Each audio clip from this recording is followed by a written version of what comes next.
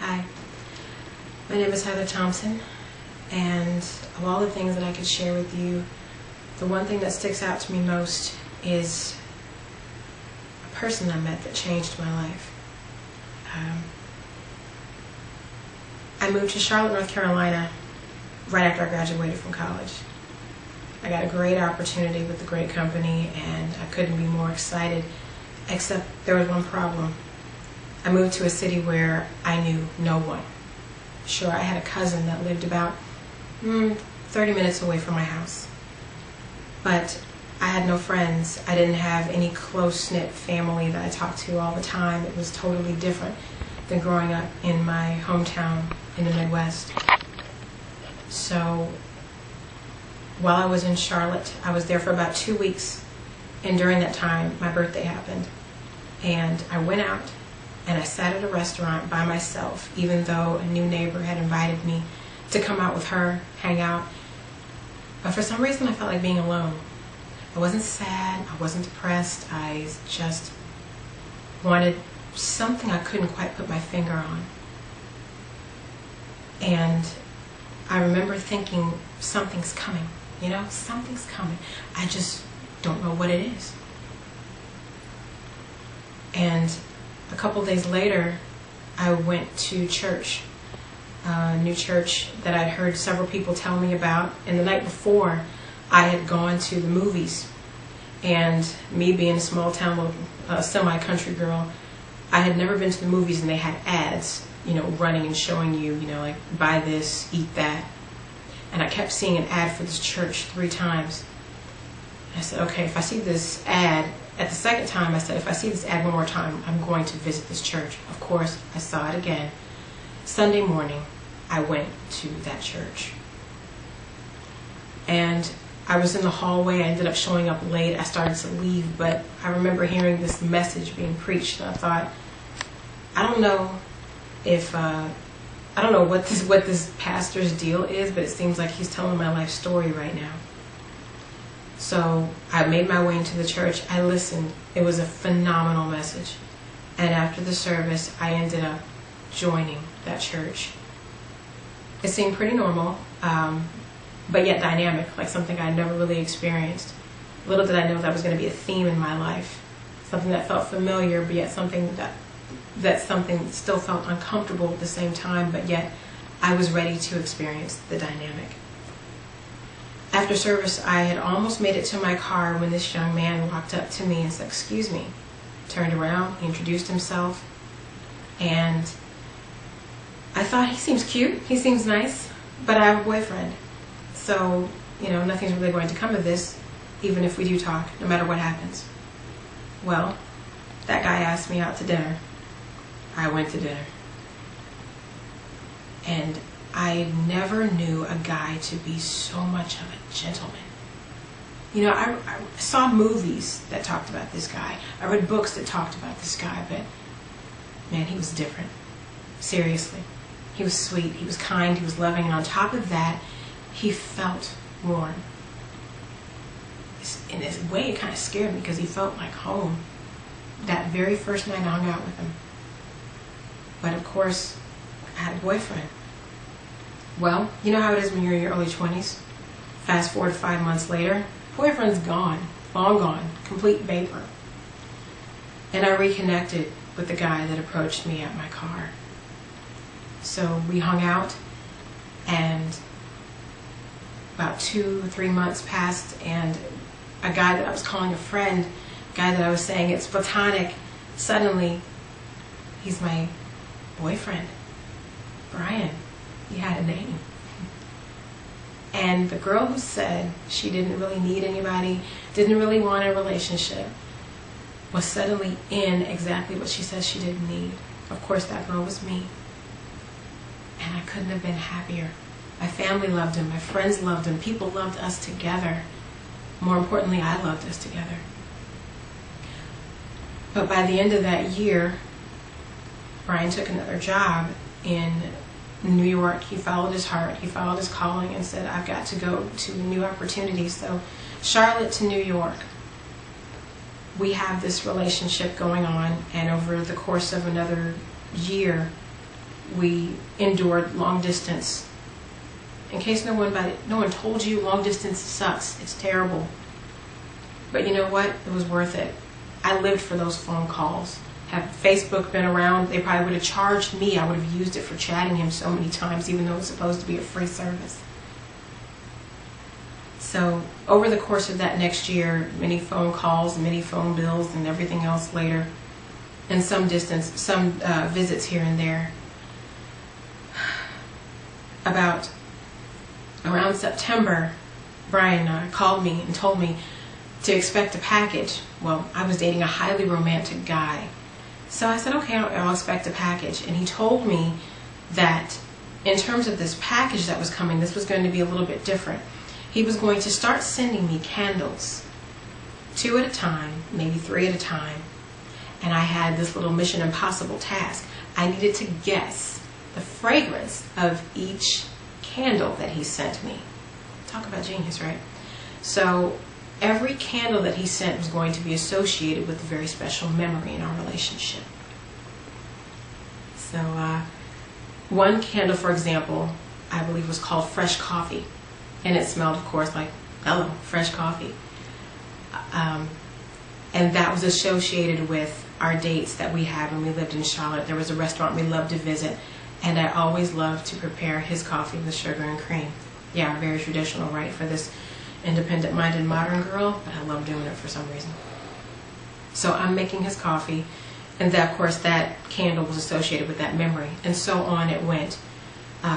Peaches and cream for our first visit to Atlanta when we came to visit some family I had in town and to attend the jazz festival for that Memorial Day weekend. All these great memories rolled into these candles. So he sent me in total 10 of them. And he let me know that another candle, indeed more candles would be coming. But we planned a trip to Atlanta in early December, and we were going to visit my father and see some other family that lived in town. And it was a chance for us to reconvene before the holidays and all the madness hit. You know how it gets. So December 5th, 2003, I go to the airport and pick up my boyfriend, Brian. And I'm so excited, but I'm thinking, wow, there's something special about this day. And I was very calm on one level, but I was so excited on the other because this man that I at one point couldn't imagine spending any time without, suddenly I can't wait to spend the next second with, because now he's so far away. But once I pick him up and we get in my car, he tells me to take some directions, and on the way to wherever we're going, he stops. He goes to this florist, gets out of the car, and I'm sitting there just waiting for him to come back. And it was kind of a gloomy day. Of course, it's December. And the sun just breaks through the clouds. Just, and it seriously seemed to break through right onto my car. And there was a song that was playing on the radio that I'd never heard before. And at the end of the song, the DJ announces that the song was called For Your Faithfulness, It's Your Time. And I thought, wow, okay, that's cool. And right at that time, Brian comes back to the car with a dozen pink roses. It was a tradition that we had started some time ago, because I love roses, but I can't stand red roses unless they're in arrangement. I love pink ones. So he gives me these beautiful pink roses, and I'm thinking, oh, how sweet.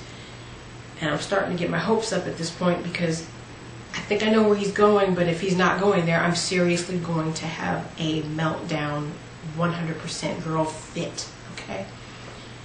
So he gives me the roses, and he gives me the directions, and I find out we're headed to the Atlanta Botanical Gardens. We get to the gardens, we park, and we walk inside, and the woman at the front counter is just beaming, you know, smiling at me. And I'm like, hello, random person, how are you? And my boyfriend Brian asked for directions to the rose garden. So she tells us how to get there. And, of course, we get to the rose garden. And right outside of the garden, Brian says, hold on a second. Just stand. Wait here for a moment. So I'm like, okay. And he asked me to close my eyes. So I'm standing there, closing my eyes. And all of a sudden I hear this flick, flick, flick, over and over again. And I'm thinking, well, I'm pretty sure he's not going to kill me because we have a good relationship and we're also in public, so that would really taint his reputation. He'd probably lose his job. So I'm standing there waiting, and finally he tells me to open my eyes.